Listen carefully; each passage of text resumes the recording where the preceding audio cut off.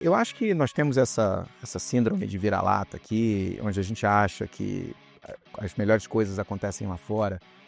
Eu tenho uma convicção hoje, tendo trabalhado já agora em diversos países e culturas, o brasileiro ele é muito, mas muito melhor do que a média mundial. Tem alguns elementos assim de criatividade, de jogo de cintura, de você não se desesperar quando o plano A não funciona. O brasileiro é absolutamente capaz de desempenhar uma liderança autêntica, genuína.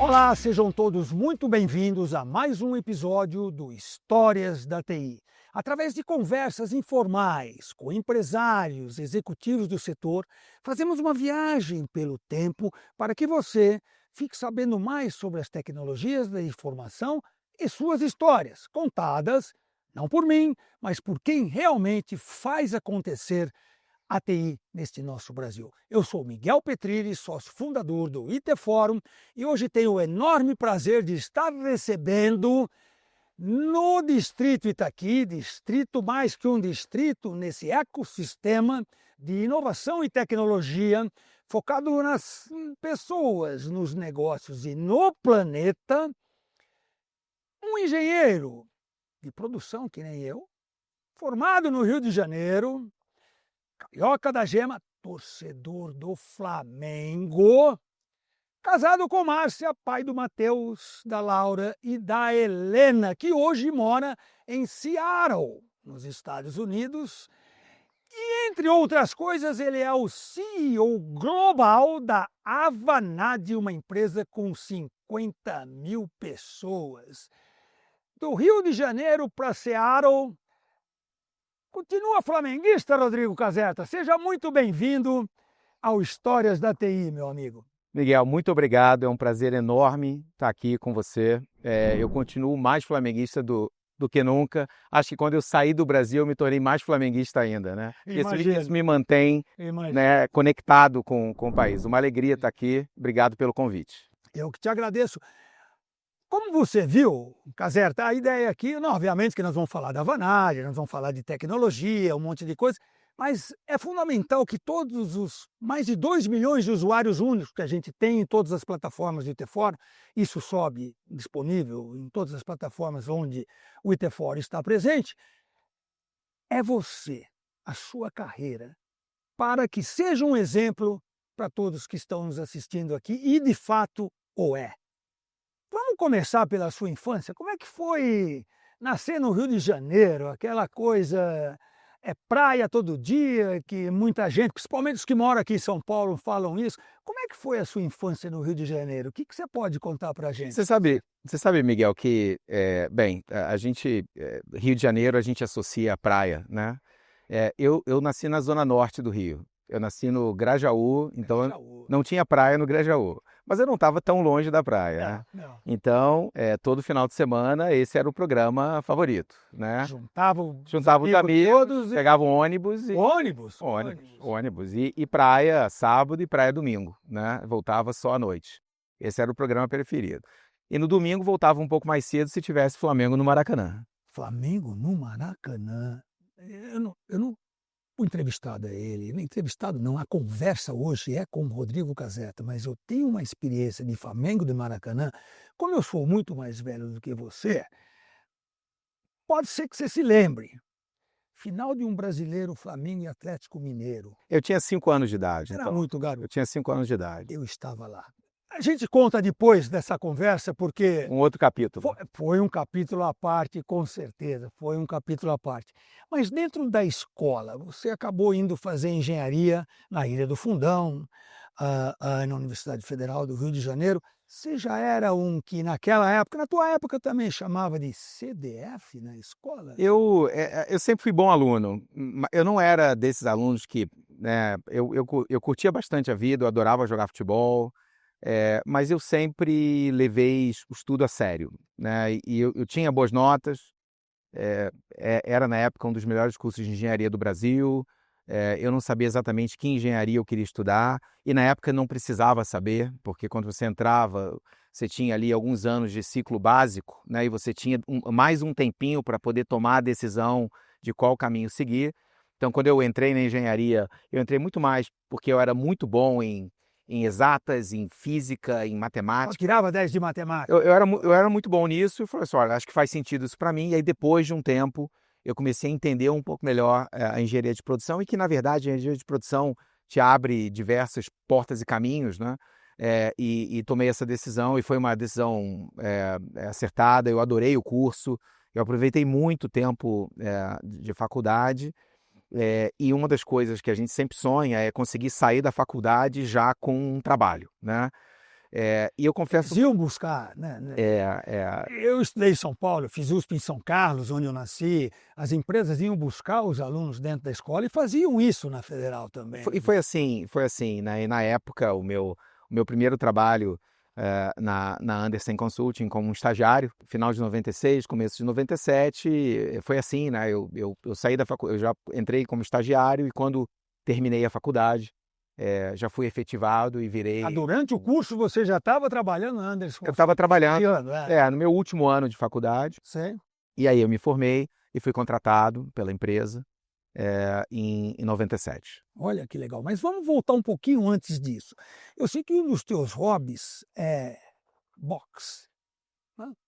Eu gosto muito... Como é que você entrou nisso? Era na escola? Era em algum... Não. Foi bem depois. Foi bem Ou depois. era na praia? Não, isso não foi uma coisa de infância, não. Isso Não? é uma coisa mais recente.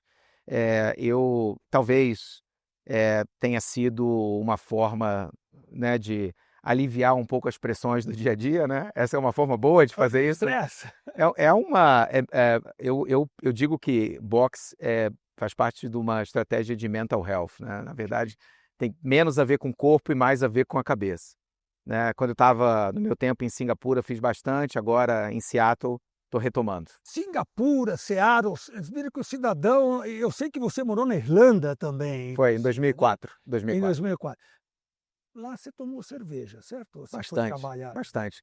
E se você for acompanhar os locais, eles querem tomar pelo menos um pint todo dia, né? Faz parte da cultura. Verdade. Não foi difícil me adaptar a essa cultura não, Miguel.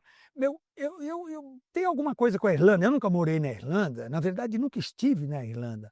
Mas a data de casamento com Renata, minha mulher, que você conheceu já 32 anos atrás, a gente guarda o dia 17 de março. Ring a bell, como diria o gringo para você, dia 17 de março. St. Patrick's Day. St. Patrick's Day, que é o dia que na Irlanda bebe-se um pouquinho a mais do que normalmente já se bebe. Mais, cerveja verde. Todo mundo... Não, verde é bom não falar.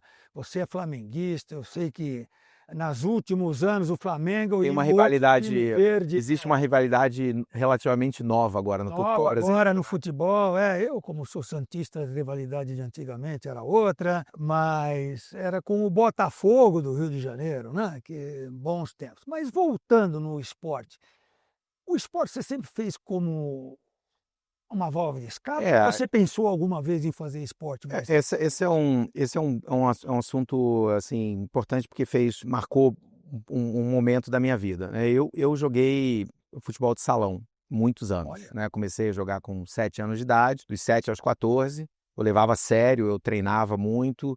Eu fiz parte de um time no bairro que eu morava, no Grajaú, e eu jogava regularmente, competia. E teve um momento que eu achei que esse pudesse ser um caminho, né?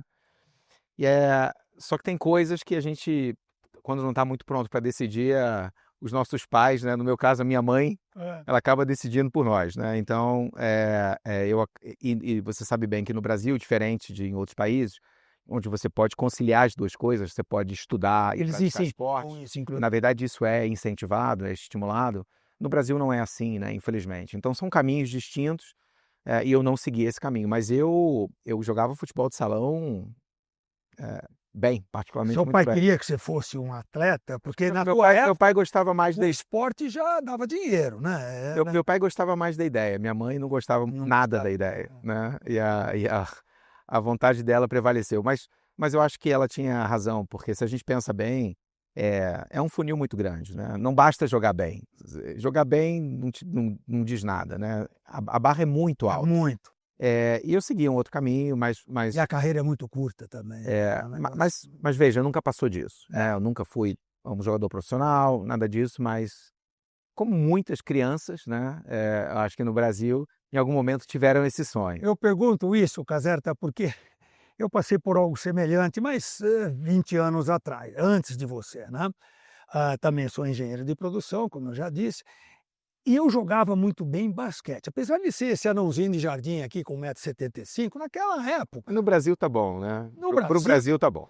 para um armador, e não valia nada ser armador, arremessar de 3 pontos, não existia isso também. Então, a única vantagem era ser rápido, entendeu? Eu cheguei a jogar em seleção paulista, cheguei a jogar sério. E aí meus pais lá em São Carlos falaram: filho, você é bom aluno na escola, só tira 10, vai fazer engenharia, a USP está aqui em São Carlos mesmo, tal, né, não sei o que, né? Aquela coisa toda. Foram contra o esporte de uma forma geral. E o pior que eu quero saber de você é quando você entra para fazer engenharia, foi uma imposição de pais, teu pai é engenheiro, nada. Foi por causa da sua afinidade com Eu exatas? tinha primos, na verdade, primos da minha mãe, um pouco mais novos do que ela, então eu considerava eles meus primos, né? Engenheiros, talvez eles tenham tido alguma influência nisso, né?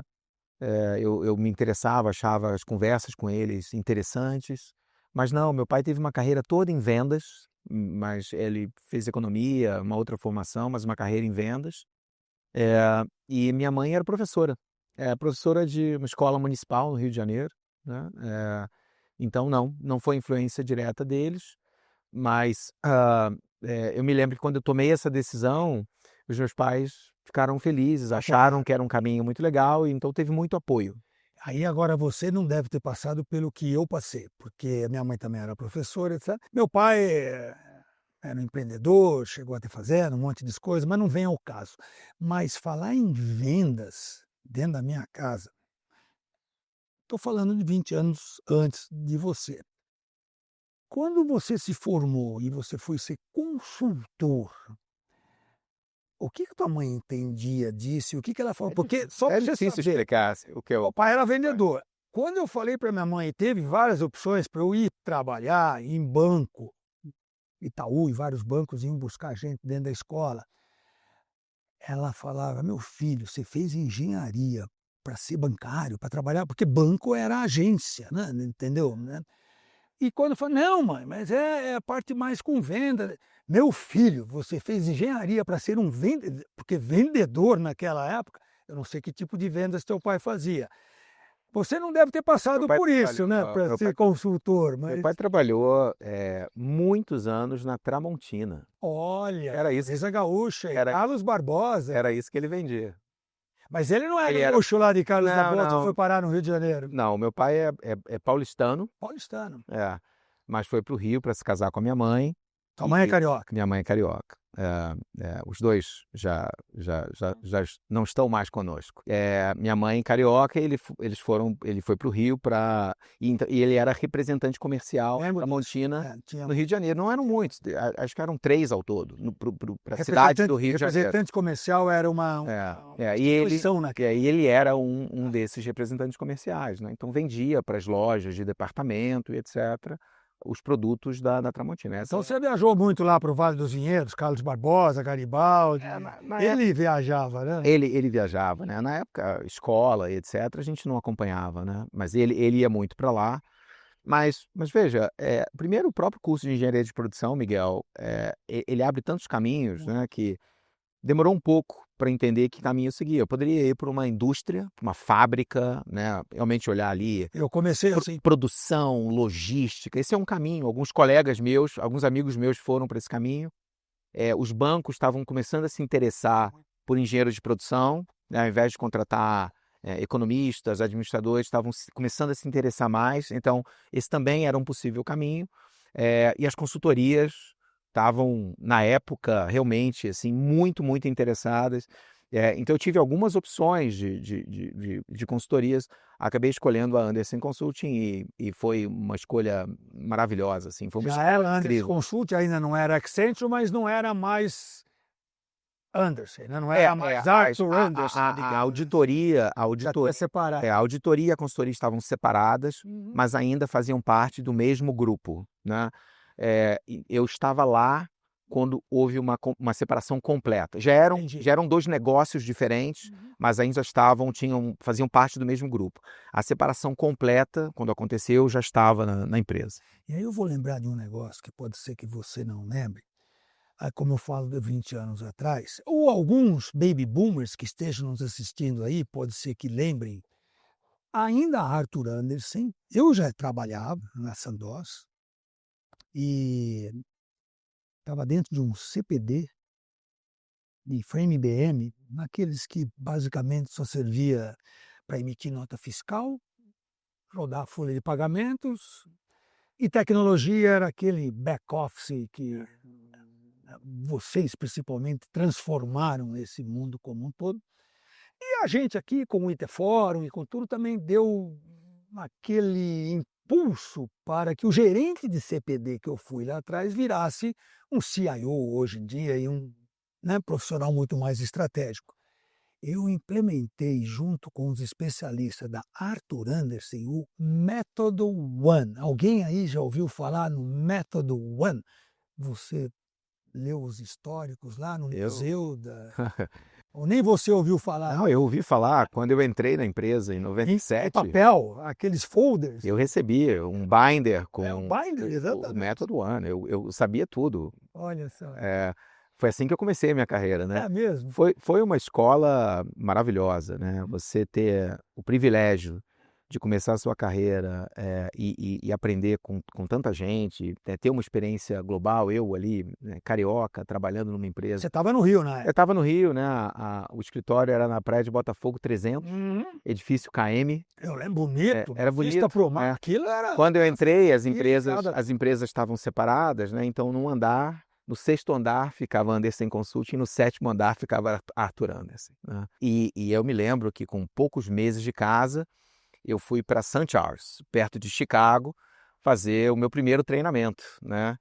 E muitas histórias lá, né? Uma delas interessante foi lá que eu conheci a minha mulher. Ela também era funcionária da... Ela era. Desse consultor? Ela não era carioca, ela era paulista, né? É. Ela é paulista e a gente se conheceu em Chicago, Olha, no nosso primeiro treinamento. olha só. E passeando entre as tulipas ali da Michigan Avenue, com aquele vento todo típico de Chicago. Tava frio, Estava muito o frio, inverno. mais típico ainda. era inverno, tava frio. Então eu vi que você gosta de vinhos, então já tomava vinho naquela época? Não. Foi o vinho Não, eu não tinha. que te deu coragem para Você sabe que no Rio o vinho demorou muito a chegar, né? calor, né? Então, assim, na época não era uma grande coisa. Demorou um pouco mais. Isso veio depois. Não foi coisa que teu pai trouxe Não. de Carlos Barbosa, que está E o Vale dos Vinhedos ali do lado. Naquela época não tinha vinho muito bom lá. Hoje Também. tem coisas maravilhosas lá, mas não era assim naquela época. É fato. Por falar em Accenture, você dentro da Accenture começa a trabalhar, cresce no Rio de Janeiro. Por que sair para uma empresa brasileira, nata? Laércio Cosentino, que deve estar assistindo aí também, com certeza estará aqui no Histórias da TI. Como que aconteceu isso? Não foi uma decisão fácil. Eu estava com a Accenture, né? Andersen Accenture há 10 anos e uma carreira... Já era Accenture na época? Já era Accenture quando eu saí, né? Em 2007 já era Accenture. E eu tive uma carreira muito rápida, muito acelerada, né? Eu já era um gerente sênior na época e eu estava muito feliz, eu estava aprendendo muito. Mas a TOTUS tinha uma proposta muito ambiciosa no mercado, né? Nessa época, você deve se lembrar, logo depois do IPO, a TOTUS estava fazendo muitas aquisições no mercado. Chegaram, inclusive a DataSul. Exatamente. Eu já estava lá quando, né, nós compramos a DataSul. Mas você via, bem, primeiro, o Laércio, um profissional absolutamente brilhante. Fora da curva. e com ideias, assim, com um pensamento tão ambicioso, realmente, assim, a arte do possível, né? Ele já enxergava uma empresa muito maior do que a que existia, e ele, de alguma maneira, conseguia levar essa mensagem para todos nós. Eu me lembro que a primeira conversa que eu tive com ele foi absolutamente inspiradora, e eu entendi que, do ponto de vista de carreira, de aprendizado, aquela experiência poderia ser uma experiência Entendi. maravilhosa. Uma empresa, em princípio, de dono, dá para se chamar, porque É, controlada por um ele, modelo, uma governança muito diferente, mas, ao mesmo tempo, uma e empresa genuinamente brasileira, genuinamente brasileira, mas então, brigando contra gigantes. uma empresa muito mais simples e ágil, mas, ao mesmo tempo, com um compromisso sério com governança, né? No momento que a empresa abriu capital. Então, assim, um balanço muito, muito, muito interessante. E eu achei que seria um aprendizado muito grande, uma oportunidade de crescimento profissional enorme. Eu Participou dos M&As que aconteceram. participei de vários, né? Essa é uma experiência que O da RM Sistemas, por exemplo, aconteceu antes, foi antes, lá de Minas Gerais. mas o da DataSul, por exemplo, eu estava lá. Esse foi um dos... Foi o maior. Foi o maior, né? Então, eu tomei essa decisão, como eu falei, uma decisão difícil. Foi quando eu também decidi me mudar do Rio para São Paulo, porque, assim, o centro de gravidade da TOTVS não é São Paulo, é a Braz Leme, É a Brasília, né? Não é São Paulo, é a Braz Leme. Campo de Marte. E eu achei que era importante estar ali, e realmente foi ótimo, porque eu entrei na TOTVS para desempenhar um papel em serviços, né? Ajudar a criar essa divisão de serviços de consultoria ali dentro. E depois de um tempo, o Lécio acabou me convidando para cuidar da área de vendas e relacionamento com os clientes, né? O que a Márcia achou de voltar para São Paulo? Para ela foi, ou ela já estava com gostou. raízes no Rio também? Não, ela gostou, ela achou que o momento era bom e, assim, do ponto de vista pessoal também foi um movimento muito legal. Eu gostei muito, os meus amigos cariocas, Miguel, não gostam quando eu digo isso, mas eu gosto muito de São Paulo. Eu gosto, eu não sei, Os cariocas que me perdoem. eu não sei o que é. Eu morei no Rio, morei em São Paulo, morei nos Estados Hoje, Unidos. você sabe que, assim, eu já estou há 6 anos fora do Brasil, mas quando eu venho ao Brasil, alguns amigos meus do Rio, eles falam assim, mas quando é que você chega? Porque a gente tem que se encontrar. E eu digo assim para eles, olha, dessa vez eu não vou conseguir ir ao Rio. Nossa, Aí eles ficam perdidos. Então você não E aí, viu o e aí Brasil. eles percebem que a minha referência de Brasil Já é outra. mudou. Então, ir ao Brasil, para mim, é vir para São Paulo, capital. Aí você deve perguntar, mas por causa de família, né? Não, eu não tenho nenhuma família aqui. Porque você não, a Márcia deve ter aí. este é o meu lugar no Brasil, é aqui, entende? Então, não foi difícil, foi fácil do ponto de vista pessoal. Os meninos também, Matheus já era crescidinho, né? A gente não tinha ainda a nossa terceira. Ah, é verdade, você tem uma menininha bem mais jovem. Foi a nossa loucura com 13 anos de diferença da segunda para a terceira.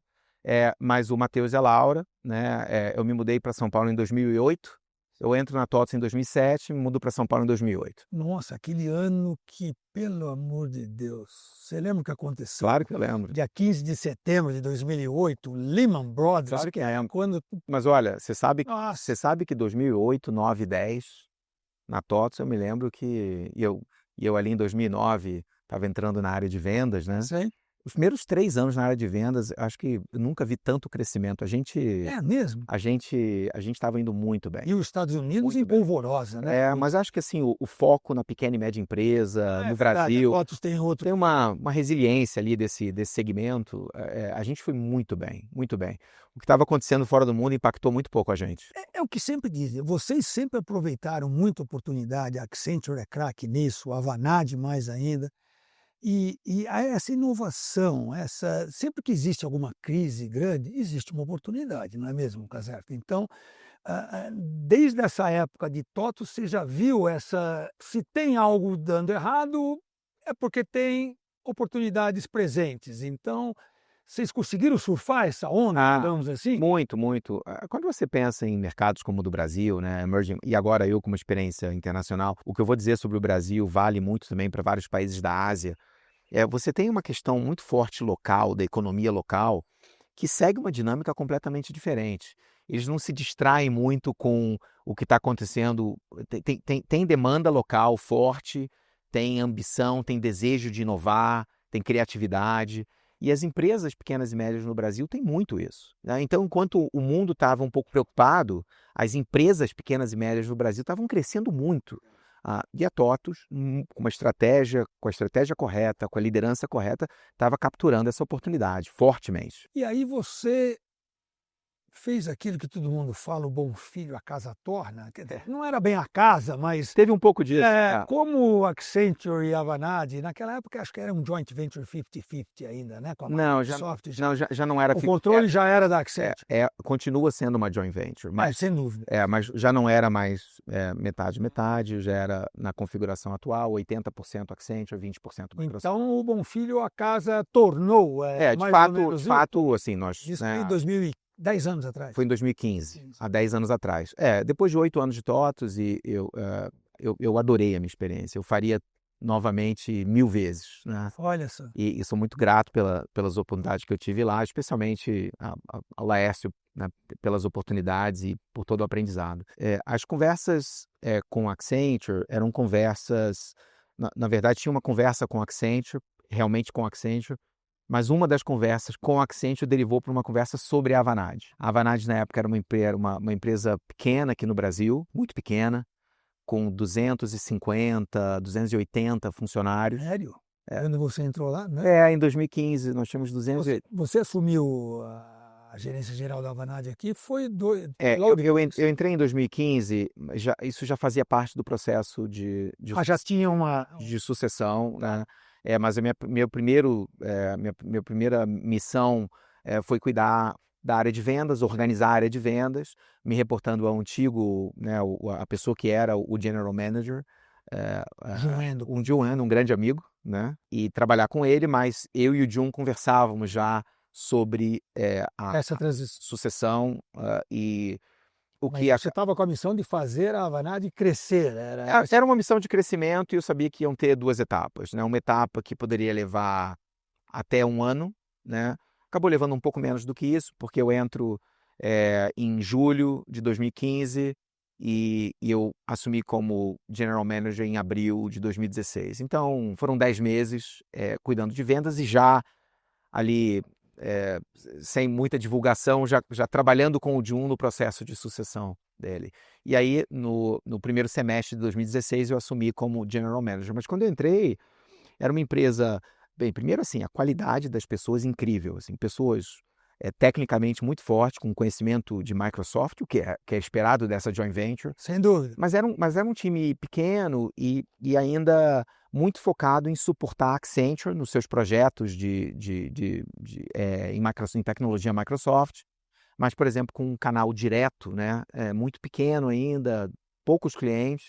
Eu enxerguei uma oportunidade. Então, assim, quando eu entendi o que era essa oportunidade, e eu, na época, o livro do Satya, o Hit Refresh, onde ele falou sobre a mudança que transformou a Microsoft no que a Microsoft é hoje, né? Uma empresa de 4 trilhões de dólares. E que transformação! Eu fiquei muito inspirado. Então, assim, eu voltei para a minha antiga casa e fiquei feliz de voltar para a minha antiga casa, mas a minha decisão, ela teve uma influência da Microsoft muito grande, pela inspiração com o que estava acontecendo na Microsoft. Muita coisa aconteceu, né? O que tem, inclusive, informar a todos aqui, qual o diferencial que a Avanade tem com essas tecnologias Microsoft que evoluíram absurdamente nesses últimos 10 anos? Então, a Avanade que você entrou há 10 anos atrás, para de hoje, no Brasil e no mundo, é uma outra empresa. Bem, primeiro para as pessoas que não entendem, não conhecem profundamente a Avanade. A Avanade é essa joint venture, e a Accenture e a Microsoft tomaram uma decisão há 25 anos atrás de criar essa empresa para que essa empresa tivesse um foco em professional services na tecnologia, ou seja, enquanto a Accenture trabalha com diversas plataformas, né, e é uma empresa agnóstica do ponto de vista de tecnologia, ela leva aquilo que faz mais sentido para aquele cliente. A Avanade tem um foco e uma especialização total na tecnologia Microsoft. A gente entender, esse é um grande diferencial que nós temos. Não há no mundo, Miguel, nenhuma empresa com esse expertise em Microsoft, né, mas tão forte quanto a Avanade, né? E 25 anos de vida só, começou em 2000, né? Começou em 2000. Essa joint venture. Começou em 2000, os primeiros anos, a primeira década, eu diria, teve um foco muito grande em suportar a Accenture. Então, a Accenture estava na linha de frente, vendendo os seus projetos. Eles eram o Prime e vocês vinham... Tinha tecnologia Microsoft, a Avanade cuidava de montar os melhores times, mais fortes tecnicamente. Mais para delivery ou... Um foco muito grande em delivery. Muito grande em delivery. Nos últimos 10, 15 anos, esse foco começou a ficar um pouco mais ali dividido entre, quer dizer, seguir fazendo isso, a gente faz isso até hoje, mas também abordando o mercado diretamente, no que nós chamamos do nosso canal direto. A Avanade vendendo diretamente para os clientes. Especificamente no Brasil, em 2015, quando entrei na Avanade, eu comentei um pouco menos de 300 consultores, eu enxerguei uma oportunidade muito grande. E eu enxerguei uma Avanade 10 vezes maior no Brasil. Eu vi isso acontecendo e eu vi que isso poderia acontecer. Porque você estava com a atuação local só, certo? Na época eu cuidava do Brasil, os primeiros 10 meses como líder de vendas e depois como country manager. Country manager. Eu fui country manager por 4 anos, né?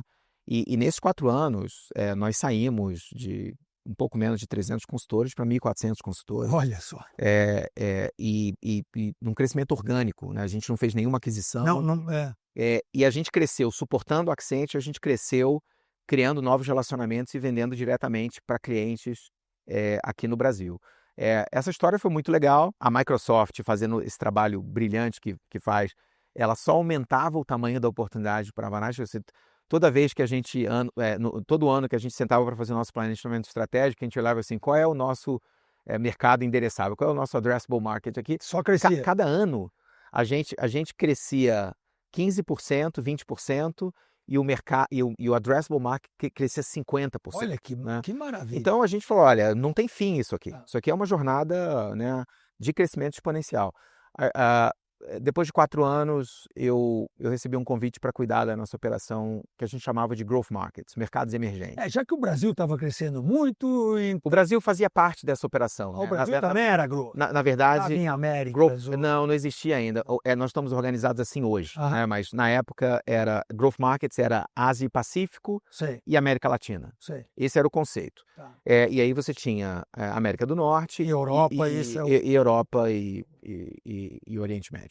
Então essa era a organização. Então eu fui convidado para cuidar disso. E como a gente tinha uma operação muito grande no Japão, na Austrália, a operação em Southeast Asia não era tão grande, era muito promissora, mas não era tão grande, mas fazia sentido ir para o outro lado. Então tocar essa operação do Brasil, ia ser muito desafiador. Fuso horário, tem um... sobretudo, complicado. Sobretudo pelo fuso horário, mas acho que tinha também um elemento de cultura, né? Muito está presente. Sem você viver aquilo, eu já conhecia Brasil, mas sem você viver mais intensamente o Japão, a China, a Malásia, Singapura, a Austrália, sem estar lá, é muito difícil você fazer isso à distância. Você acaba desempenhando uma liderança um pouco superficial demais, rasa demais. E você tinha isso na tua cabeça, de sair, não, desbravar o mundo? A ideia de em algum momento... Como família, né? Assim também, porque aí foi uma mudança radical. Não era sair do Rio para São Paulo. Eu tinha uma curiosidade muito grande. Não era um objetivo claro de carreira. Eu tinha uma curiosidade, um interesse em algum momento ter uma experiência internacional, mas na minha cabeça, se eu tivesse uma carreira muito bem sucedida no Brasil, ficar aqui, eu não tinha nenhum problema com isso. Eu adoro o Brasil, acho que isso aqui tem um potencial ainda gigantesco. Quando nós começamos a resolver os nossos problemas aqui no Brasil, a oportunidade é enorme. Sem dúvida. E nada mudou, continua existindo essa oportunidade. Mas a oportunidade apareceu. E eu me lembro que na época eu estava tendo algumas conversas com existia uma outra oportunidade muito grande aqui no Brasil, numa outra empresa, uma posição de CEO. Afora do mundo.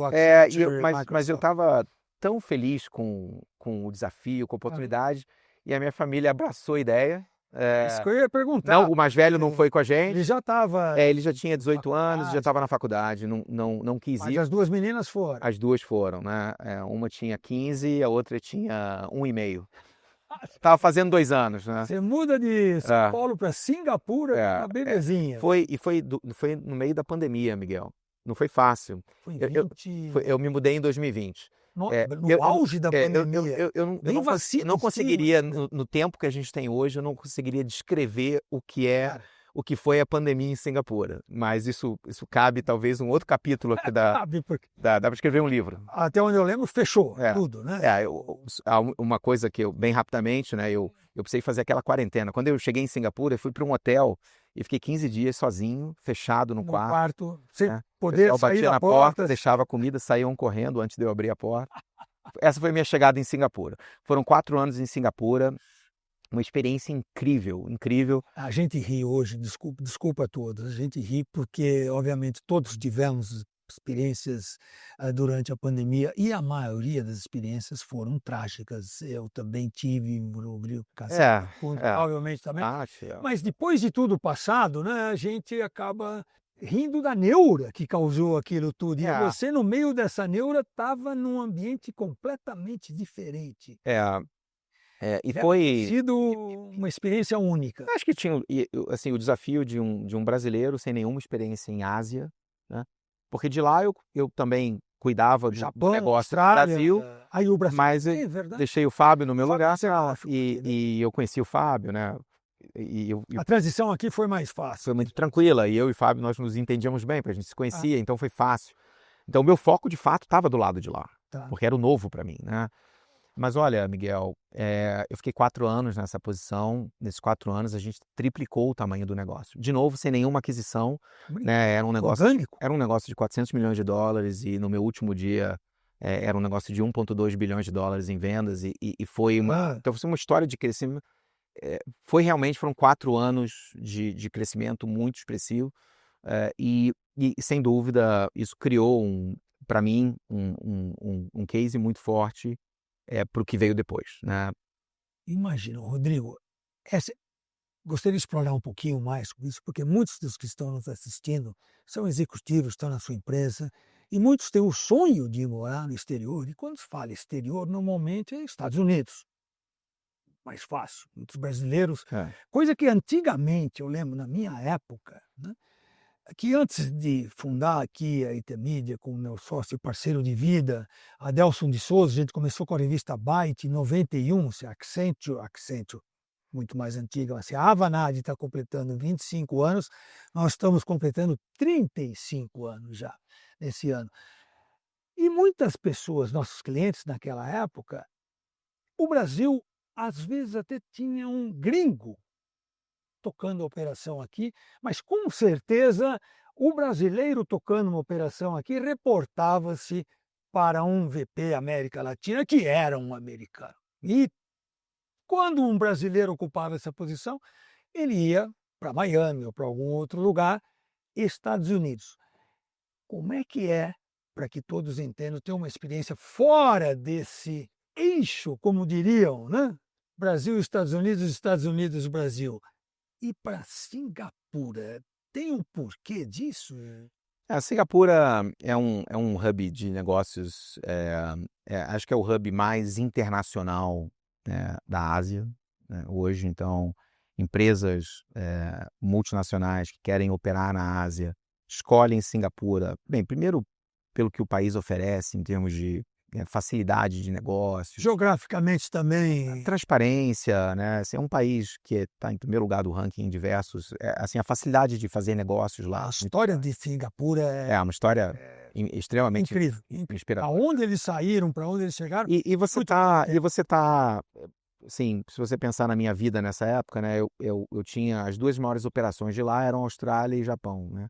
Bem no meio Austrália tem e Singapura, Japão, né? Então eu voava 6 horas para Tóquio, voava 6 horas para Sydney, né? Então Singapura, Tóquio dá 6 horas. são 6 horas, Sydney também para baixo. Nós brasileiros, vou abrir um parênteses rápido para que todo mundo entenda, não sei o quanto que todo mundo entende de geografia, mas eu mesmo, que adoro geografia, desde pequenininho eu tinha um mapa mundi na parede do meu quarto. Cara, eu punha aqueles pontinhos, sabe? Meu sonho era ter um pin. Eu demorei muito a fazer a minha primeira viagem internacional, sabia? É mesmo? E aqui eu, com 17 anos, fui morar nos Estados Unidos num programa de intercâmbio. Just to make a long story short, como diria o americano, o único ponto de contato do Brasil com os Estados Unidos era o Galeão Antigo. Não tinha o aeroporto de Guarulhos aqui em São Paulo. Eu tinha que ir até o Galeão Antigo e voar para Nova York. Isso foi em 71. Que tipo de experiência foi? Mas, para Singapura, é algo que, falando de futebol um pouquinho, só para completar esse parênteses aqui, eu sou santista e alguns anos atrás, mais especificamente em 2011, o Santos ganhou uma Libertadores da América, né, que o seu Flamengo também está por aí, e foi jogar em Tóquio. E eu fui para Tóquio, Que legal. via África do Sul e Hong Kong. E a gente acha, não sei vocês, mas que ali é tudo pertinho. É. Né? Hong Kong, Taiwan, Coreia, Singapura, As distâncias são grandes. são 4, 5 horas. Eu, para voar, fui via Hong Kong, de Hong Kong para Tóquio, que eu achei que era um voo Rio-São Paulo. Olha a 4 ignorância. São 4 horas de voo. Então você estava com países perto, mas o perto significava 6 horas de voo, quer dizer, um dia de viagem. Não era perto. Assim, o fuso horário ele era favorável. É o mesmo. Os fuso horários estão alinhados ali, você tem 2 ou 3 fuso horários no máximo ali, mas eram viagens longas. Mas olha, valeu cada segundo, né? Singapura é um lugar muito interessante, com alguns contrastes, né? Se você pensar na forma como o país é governado, você tem lá algumas mentes brilhantes, todos muito bem formados, né? O primeiro-ministro é um CEO. Verdade. É Aquilo é tocado como se fosse uma uma corporation, empresa. né? É uma empresa. O né? ministro, se não entrega as metas de desempenho dele do ano, ele está fora no outro ano. Não é um funcionário público como a gente conhece, né? Nada contra os funcionários públicos, mas Os currículos dos ministros são publicados, né? Então você entende onde ele estudou, né? É muito interessante. é um executivo de fato. É um executivo, eles se comportam como executivos, né? Eles têm uma capacidade de atração de talentos impressionante, né?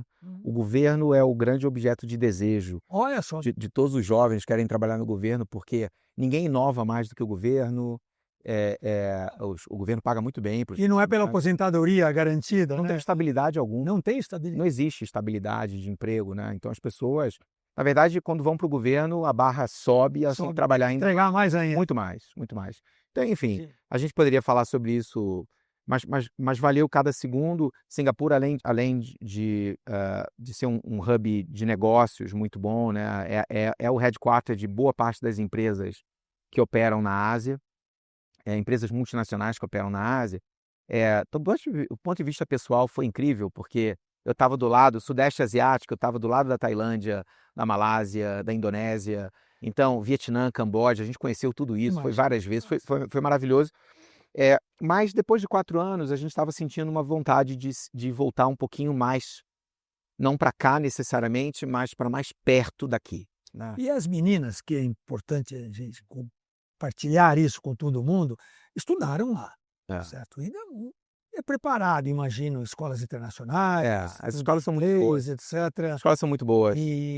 Mas o relacionamento, o network que se faz, porque muitas pessoas a gente acaba conhecendo por causa das crianças, né? Principalmente quando você tem filho na escola, é o amiguinho. Existia isso lá também? Existia. Mesmo sendo uma ONU, digamos assim, né? Era UN lá. Existia. Gente do mundo inteiro. Existia. Tem uma característica das pessoas, do povo de Singapura. Eu fiz ótimos amigos no trabalho, né, com pessoas de Singapura, e algumas amizades que, né, eu carreguei comigo até hoje. Mas eles são um pouco mais fechados, né? Eles não têm, por exemplo, uma cultura de convidar você para ir para a casa deles o tempo todo, como nós temos aqui, muito forte.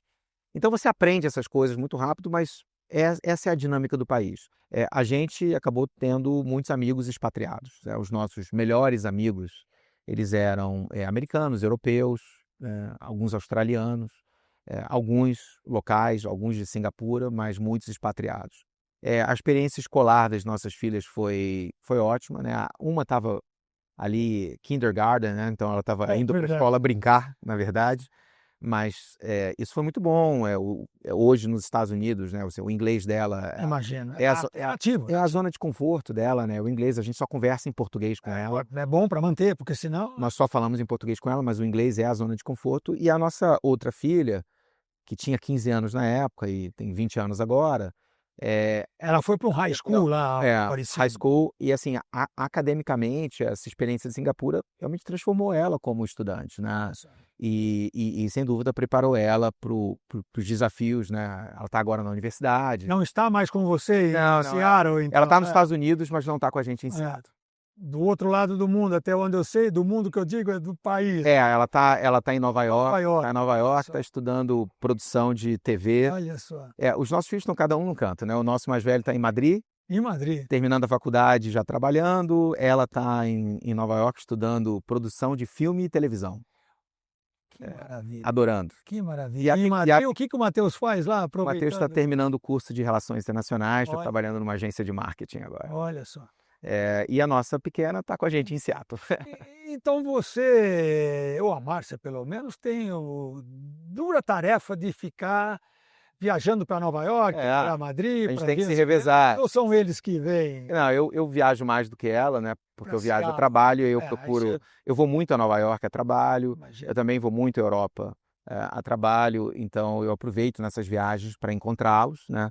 Mas a Márcia também de vez em quando vai encontrá-los e eu fico em Seattle ali cuidando da Helena, né? Antes de passar para Seattle, ainda internacionalmente, você ficou uns 4 anos em Singapura, a pandemia toda. Foram 4 anos, foram 4 anos. Continua ganhando aqueles Microsoft Partner of the Year que vocês, até onde eu consegui levantar, vocês têm 2 dúzias realmente desses prêmios. Mas olha, se você pensar bem, Miguel, na razão de ser, de existir da Avanade, faz sentido que a gente receba esse reconhecimento da Microsoft, diversos reconhecimentos da Microsoft, inclusive como o de melhor parceiro, de melhor e maior parceiro global. Porque, de fato, o investimento é um investimento sério, pesado, né, em capability, em skills, né? A gente está falando de 50 mil pessoas certificadas em Microsoft, né, certificadas pela Microsoft. Então, você tem uma profundidade, o conhecimento, né, muito, muito profundo. E acho que esses prêmios eles reconhecem o impacto que a Avanade tem no negócio da Microsoft. E a premiação nada mais é do que isso. A Microsoft olha o seu negócio global e local e reconhece os parceiros que têm o maior impacto no negócio da Microsoft, né? E a gente, obviamente, fica sempre muito feliz, né? Assim, honrados por esse reconhecimento. Foram esses 24 mesmo que eu falei aqui? 2 dúzias de... Essa premiação de parceiro global, ela começou há 20 anos atrás. Então vocês sempre ganharam. Nós ganhamos 19 dos 20. Teve um ali no meio, alguma coisa. Nós ganhamos 19 dos 20. Né? Então é uma história muito legal. Mas voltando na sua história especificamente, você, antes de assumir como CEO global, você não foi direto de Singapura para Seattle para essa posição. Você teve uma transição aí. Já era uma preparação? Você mudou de global? Existia um cenário de sucessão, mas ainda não estava muito claro quanto tempo poderia levar. Poderia levar 6 meses, poderia levar 2 anos. E não existiam assim, garantias na época, né? Existia uma ideia, um interesse, uma possibilidade, mas eu fui para os Estados Unidos para cuidar de uma das nossas linhas de serviços, né, que a gente chamava de tecnologia, e fazia sentido pelo tamanho do mercado americano que essa posição global ficasse nos Estados Unidos.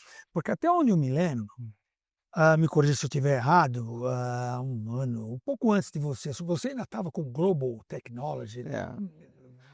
Foi a posição que quando eu saí da posição de presidente de Growth Markets. De Growth e foi para essa Global Technology Lead. Já global. E vocês trouxeram, na verdade, todo mundo aqui mesmo, no Itaqui, onde a gente está aqui, essas cabanas, né, que a gente utiliza para fazer todos os nossos programas aqui. A gente tem uma parte de educação muito forte aqui, em parceria com Singularity University, com várias outras empresas. A gente está muito forte nessa. Não é mais que uma vertical, é um negócio realmente de educação que a gente tem um plano bastante grande para isso. Estou abrindo um parênteses Fazendo um aqui, trabalho maravilhoso. porque a gente tem um plano de 300 anos, Caserta. Vocês ouviram bem, 300 anos, obviamente ninguém mais vai estar aqui, mas para que isso perdure por Miguel, 300 você não anos, envelhece, eu não sei, talvez você esteja, eu não vou estar não. Você... mas para que isso realmente perdure, a gente tem inegociáveis, né? Que não interessa quem vai estar aqui, tem coisas que a gente não negocia. A educação, por exemplo, a floresta, esses mais de 1 milhão de metros quadrados, Um trabalho vai lindo. poder mexer aqui porque tem uma preservação que impede. Isso não será um condomínio de casas um dia, né? E naquela época vocês vieram aqui com a Pam, que Ela era antiga. a CEO global e morava em Londres, né? Então eu falei, depois que foi anunciada isso, eu falei, o Caserta vai para Londres agora? Não, a Vanad nunca teve nada a ver com Londres. Era só ela que As empresas globais hoje te dão um pouco de flexibilidade, né? Onde você quer viver e tocar a empresa. Londres se você pensar bem, tem um fuso horário muito estratégico ali. É um lugar ao meio do caminho. É um lugar muito bom para você entre os Estados Unidos e a Ásia, tocar uma empresa global, né? E acesso para todo lado. Então, eu acho que foi a decisão que ela tomou na época e funcionou muito bem. O antecessor da Pam também era inglês e também tocava a Vanad de Londres, né? Então, acho que muitas pessoas pensaram que ali era o centro de gravidade da empresa. Eu imaginei. Talvez tenha sido por um tempo. E é mas claro que a Microsoft, inclusive, está em Seattle. O headquarter da Vanad é em Seattle. Tá. Sempre foi. Entendi. Né? Mas nós nunca enxergamos uma necessidade de estar ali, né, com a principal liderança. Mas eu me mudo para os Estados Unidos e nos meus primeiros 4 meses eu desempenhando a minha... Já para Seattle direto? Não, eu fui para Chicago. Ah, você voltou para Chicago? Então. Essa é uma história interessante porque... Isso eu não sabia, certo? Você É. voltou para Chicago. Pouca gente sabe. Eu fui para Chicago porque eu gosto muito de Chicago. Eu e minha mulher nos conhecemos em Chicago. Verdade, você acabou de contar para gente. E a gente escolheu Chicago e achou que ali pudesse ser um ótimo lugar. É um ótimo hub, né? Você tem voos diretos para todos os lugares. A nossa filha, a gente sabia que ela ia estar em Nova York. O nosso filho em Madrid, então tem voo direto para Madrid, voo direto para Nova York. Mas 4 meses depois, eu comentei, Miguel, que tinha alguns cenários de sucessão e o cenário que acabou prevalecendo foi o cenário mais rápido, onde, né, o board me procurou e falou, olha, Rodrigo, a gente vai seguir agora com o processo de sucessão de CEO, a gente quer que você toque a empresa e é importante que esteja nos Estados Unidos, né? E eu imediatamente disse, olha, a boa notícia é que eu já estou nos Estados Unidos, estou aqui em Chicago, mas o chairman da Vanad na época, né, que era o antigo líder global de tecnologia da Accenture, ele falou, olha, Rodrigo, eu queria, depois de muitos anos com CEOs tocando a Vanad de Londres, eu acho que está na hora da Vanad voltar para Seattle. E Londres e Seattle tem uma diferença boa, né? Tem voo direto, mas olha, a diferença 7 horas. Diferença de fuso horário de 8 horas é importante. E eu falei, olha, não tem problema nenhum, né? Eu acabei de chegar nos Estados Unidos, eu estava em Chicago. Eu estava em Chicago há 4 meses. Então a gente só esperou mais uns 2 meses para terminar o semestre escolar da nossa menor e Seattle. E eu cheguei em Seattle em janeiro de 2025. Eu conheci em um ano quase Chicago antes de você nascer. Porque quando eu fui para lá a primeira vez ainda, no high school, em 71, morei em Peoria, Illinois, que para quem morou em Chicago sabe onde fica Peoria, um pouquinho mais para baixo. E íamos muito a Chicago. Obviamente que lá se vão 50 e tantos anos, né? A cidade mudou e a tecnologia, de uma certa forma, ou está na costa oeste, na Califórnia tem muito, Vale do Silício, Seattle é um grande hub, ou está na costa leste, né? Basicamente. Sim. Houve algum, assim, quando você muda e ocupa uma posição dessa, Caserta, é diferente de você estar em outras posições. Eu gosto de levantar isso porque tem um amigo que, primeiro, você trabalhar numa multinacional e crescer numa multinacional, o brasileiro é um executivo talentoso de per si. Tem vários brasileiros E voltando lá atrás, o único emprego que eu tive foi na Sandoz, uma multinacional suíça. E nenhum suíço tinha chegado à presidência da Sandoz, gigante hoje, Novartis, já separou da Novartis de novo, É. aquelas grandes farmacêuticas, químico-farmacêuticas suíças. Nenhum presidente da empresa suíço chegou nessa posição global sem antes ter passado pelo Brasil. Que tinha que viver com inflação, tinha que viver com essa criatividade toda que a gente tem aqui, etc, etc. Né? E as posições que os brasileiros chegam a ocupar eram aí uma América Latina, para um lado, para o outro, ou alguma coisa que uma empresa americana não queria ir para Singapura, ou não queria ir para algum outro lugar no mundo. Uma empresa alemã, um grande amigo aqui também, que chegou na Alemanha, ele é um dos 3 que eu conheço que chegaram numa posição global como você. Hoje ele é o CEO global de uma empresa listada em Frankfurt. São posições que os alemães querem. Ficar na matriz, ser o presidente da empresa do meu país. São as posições que o americano quer, ficar na matriz, ser o presidente, né, da Avanade. Como é que é um carioca chegar... Flamenguista, né? Flamenguista! Chegar lá e sentar naquela cadeira. Olha, Miguel, é muito difícil falar sobre isso, porque as coisas foram acontecendo e realmente eu acho que você tem que ter uma combinação ali tão boa de... primeiro, uma vontade absurda, né? Assim, dificilmente... Foco. Dificilmente quando eu entro em alguma coisa...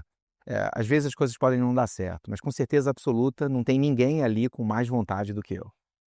Ninguém. Então, acho que essa é a primeira coisa. Agora, você tem que ter um pouco de sorte, acho que o tempo das coisas, né? Enfim, e eu acho que eu consegui ter um pouco disso tudo. Mas acho que tem uma característica nossa, eu tenho falado muito sobre isso, Miguel, e quando eu estive no IT Forum da última vez, num painel, né, onde vocês me convidaram para falar sobre isso, né, falar um pouco sobre a brasilidade, falar um pouco sobre executivos brasileiros com papéis internacionais. Exatamente. Eu acho que nós temos essa síndrome de vira-lata aqui, onde a gente acha que as melhores coisas acontecem lá fora. Eu tenho uma convicção hoje, tendo trabalhado já agora em diversos países e culturas, o brasileiro ele é muito, mas muito melhor do que a média mundial. Muito melhor. Acho que tem alguns elementos assim de criatividade, de jogo de cintura, de capacidade de criar relacionamentos, de você ter flexibilidade, você não se desesperar quando o plano A não funciona, né? Aqui no Brasil, como muitas vezes o plano A não funciona, Só tem o A, né? a gente tem o B e o C, e quando a gente para pensar, às vezes o B e o C são melhores que o A. Então você vai com o plano B que é melhor que o A, né? Não é assim lá fora. Só tem o A. Então, tem algumas características dos brasileiros que acho que tornam a gente... Eu acho que as empresas multinacionais mereciam ter mais brasileiros em posições de liderança. O relacionamento que é nato do brasileiro ajuda? Ajuda muito. Ajuda muito porque, no final, quando a gente está falando sempre de relações, você pode ter culturas que são um pouco mais frias do que outras, mas no final das contas, quando você está, por exemplo, no meu segmento de professional services, onde você está vendendo um projeto grande que vai transformar a empresa, tem um momento, essa relação pode até ser um pouco mais fria do que normalmente seria no Brasil, mas tem um momento que tem aquele olho no olho, e você diz o seguinte: Miguel, você vai me entregar? O projeto vai dar certo e a gente vai entregar esse negócio, né?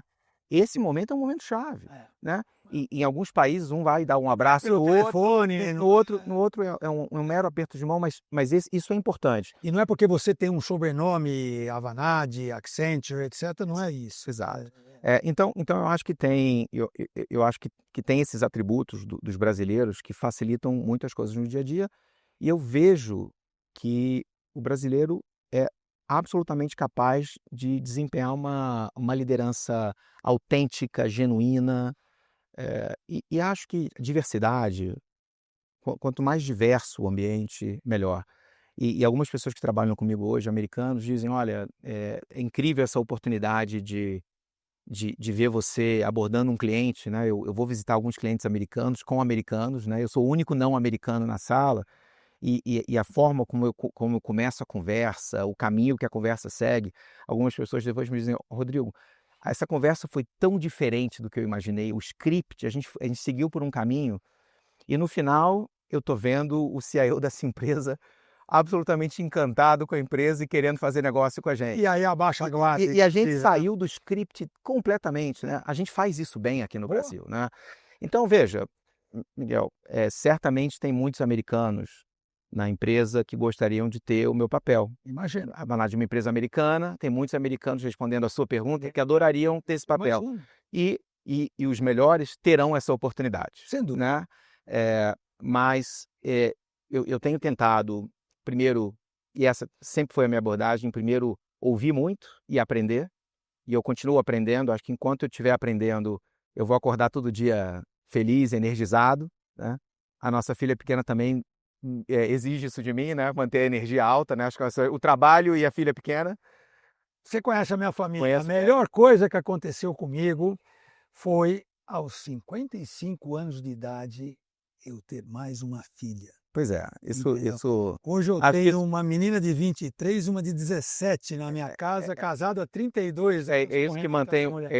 você Isso com que essa mantém jovem. aparência de 20 anos mais novo do que você Eu é. não diria, mas pelo menos o espírito a gente tem Mas que ter. mas mas essa oportunidade, primeiro de aprender, mas de sim, com muito orgulho, levar aquilo que o brasileiro tem de melhor, né, e é muito legal quando você vê o impacto que você consegue criar, né.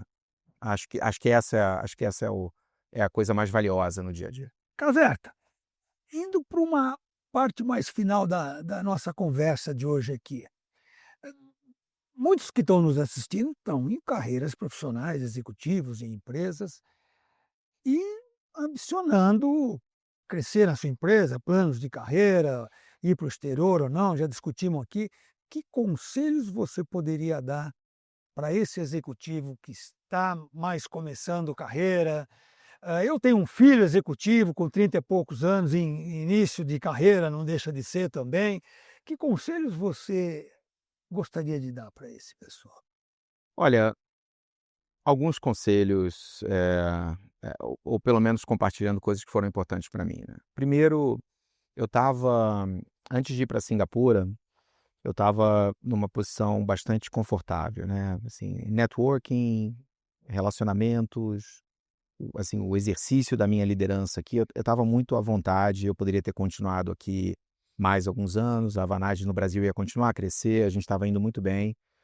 E eu acabei fazendo uma escolha que no momento que eu pousei lá e entrei na quarentena de 15 dias no hotel por causa da pandemia, eu já antes mesmo de enquanto na quarentena eu já comecei a perceber, assim, que encrenca eu tô, né, que problema eu tô criando para mim, né, porque Onde eu me meti? É? eu saí completamente da minha zona de conforto, em todos os sentidos. Você chegar numa reunião e não saber como aquele cliente se comporta, como aquele cliente toma decisões, etc., isso é algo que te deixa muito desconfortável.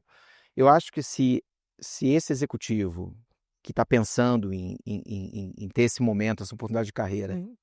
se sente confortável em estar desconfortável, Ah, é, repete isso, por favor. Tem que se sentir confortável em estar desconfortável. sabe a sensação da montanha-russa? Por que as Sei. pessoas vão? É, para ter aquele desconforto. Você tem 3 minutos de medo ali, né.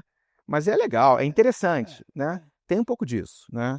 Eu não estou aqui falando sobre falar inglês o dia inteiro. Isso Não, sem dúvida. isso isso também vamos lá, não Você importa costuma. não importa o nível do seu inglês. Uhum, Quando você não tem um inglês nativo, uhum. durante um tempo você continua pensando em português. A Então tradução é então horrível. então enquanto está todo mundo à vontade na Você sala, está traduzindo. você é mais rápido que todo mundo, está processando tudo na sua cabeça e traduzindo e pensando em português e traduzindo, né.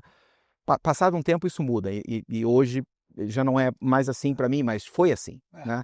Então mas eu não estou nem me referindo a isso, eu estou falando, assim, você não domina a dinâmica de como fazer negócios no país, porque você não entende a cultura, né.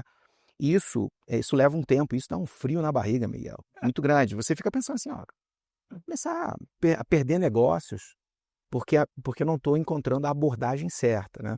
Então, assim, se a pessoa quer ter desconforto, porque entende que isso vai ser importante, vai ajudar no desenvolvimento profissional dela, acho que faz muito sentido. Agora, faz mais sentido ainda você abraçar essa ideia com muito orgulho e entendendo que o brasileiro, como eu falei mais uma vez, o brasileiro nós somos muito melhores do que a gente imagina. Miguel, Isso eu concordo plenamente. mas tão melhores do que a gente Isso eu imagina. concordo E plenamente. quando a gente se vê em alguns momentos é, com todos os gringos ali sem saber o que fazer e você percebe que a situação está completamente dominada, você sabe exatamente, porque você passou por aquilo tantas vezes e porque você lida Aham. com problemas sérios, importantes aqui todo dia, o brasileiro se agiganta e você vê de vez em quando algumas pessoas ficando ali um pouco encolhidas, Incomodado, né, né? encolhidas e pedindo ajuda e você se vê numa posição assim fortalecida, assim, eu sei exatamente como a gente vai resolver isso, né? Você diria que é uma questão de resiliência? Acho que nós temos um nível de resiliência. Acho que a resiliência, num primeiro momento, para você absorver aquela carga de dificuldade com um pouco mais de tranquilidade, mas depois a criatividade que a gente tem de olhar e falar assim, rapidamente, assim, eu vejo 5 maneiras da gente resolver isso, enquanto as pessoas ainda não estão enxergando nem a primeira, né? E isso dá uma segurança, Uhum. e isso faz você se sentir mais forte, mais confortável, e a sua liderança começa a ser inspiradora. As pessoas começam a ver, olha, a gente estava numa situação, olha como é que a gente lidou com isso. Está pensando coisas que eu não consegui chegar E lá, as né? pessoas sentem que estão aprendendo e se sentem assim felizes, confortáveis. Você percebe que você está conseguindo passar alguma coisa nova, uma ferramenta nova, uma forma de pensar diferente. E essas coisas se retroalimentam, né? Então você vai se sentindo mais forte e seguro, né? Você diria para esse jovem que ele vai ter que falhar também? Você falhou, Rodrigo? Todo dia, todo dia, todo dia a gente faz alguma coisa errada, né, Miguel? E eu já sofri muito com isso. Eu já me cobrei num nível muito grande, eh, em vários momentos da minha carreira, por onde eu passei. Tiveram momentos em que eu trazia para mim 100% do peso do problema. Eu tinha dificuldade em distribuir essa carga, né? Eu, Se eu sentia culpado? Bastante, bastante, mas depois você aprende a lidar com isso, quando você tem um pouco mais de segurança, autoconfiança, e isso faz parte, né.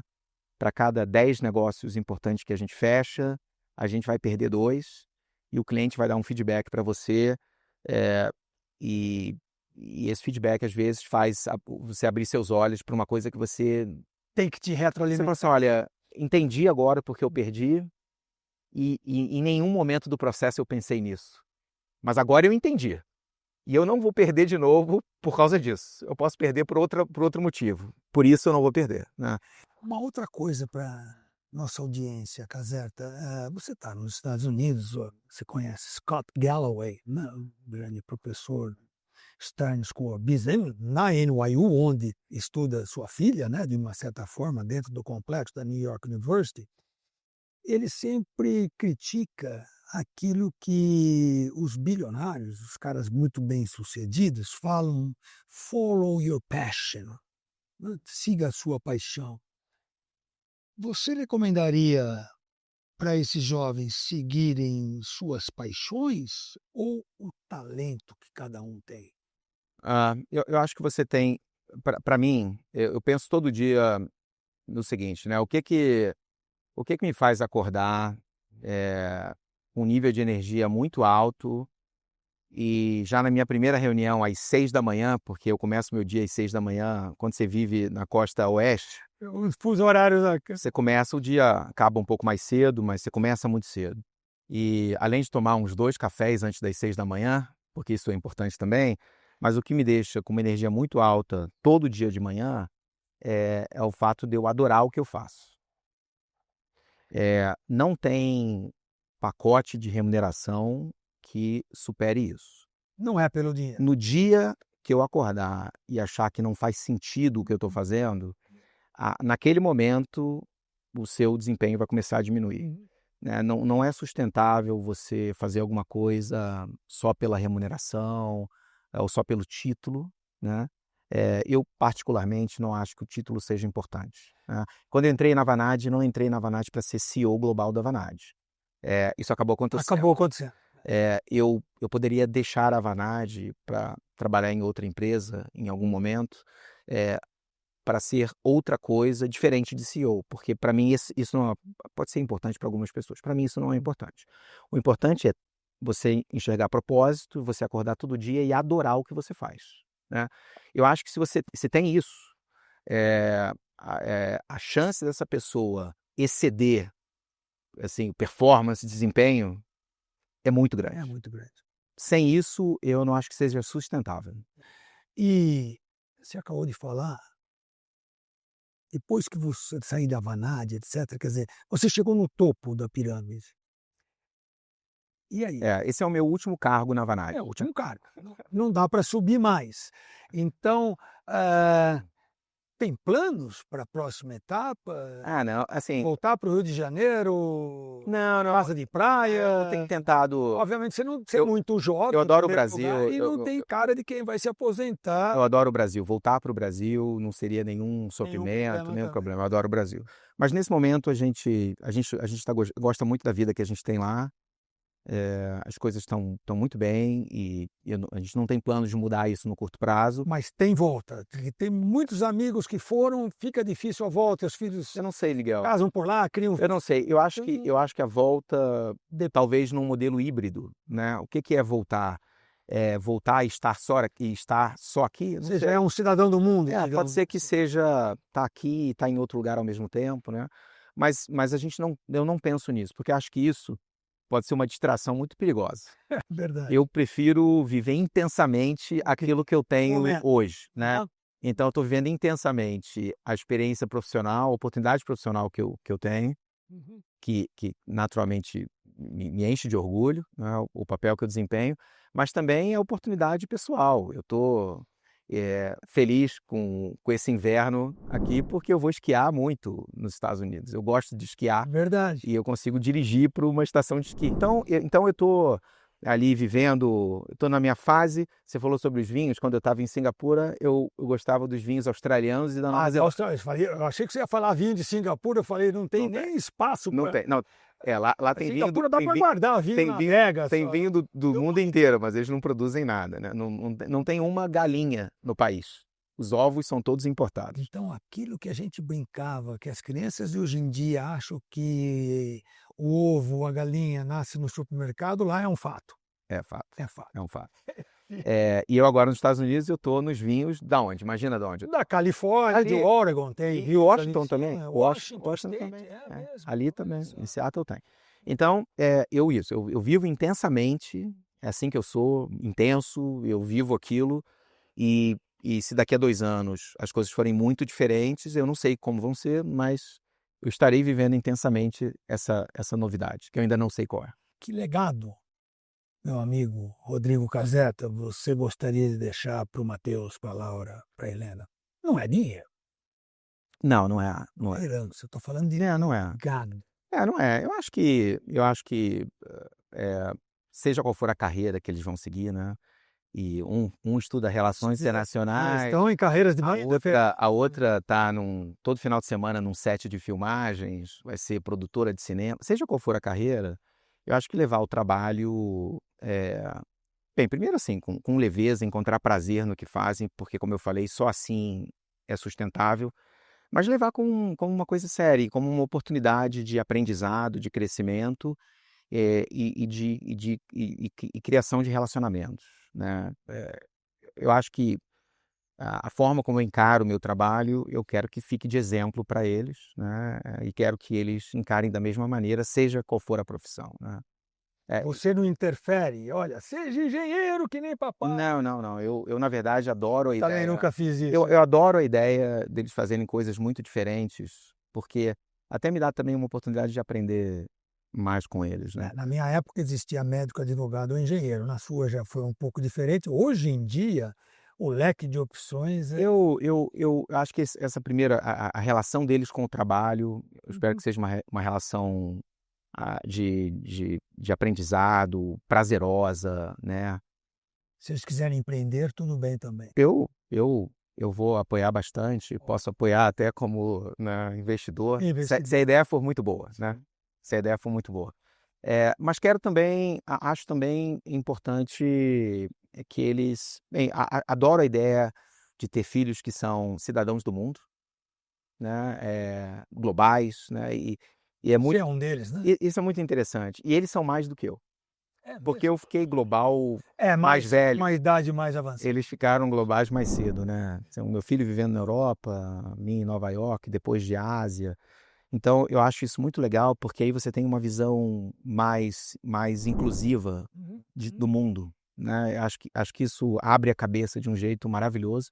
Então, eles têm tiveram essa oportunidade, esse privilégio, e acho que eles estão sabendo usar isso muito bem.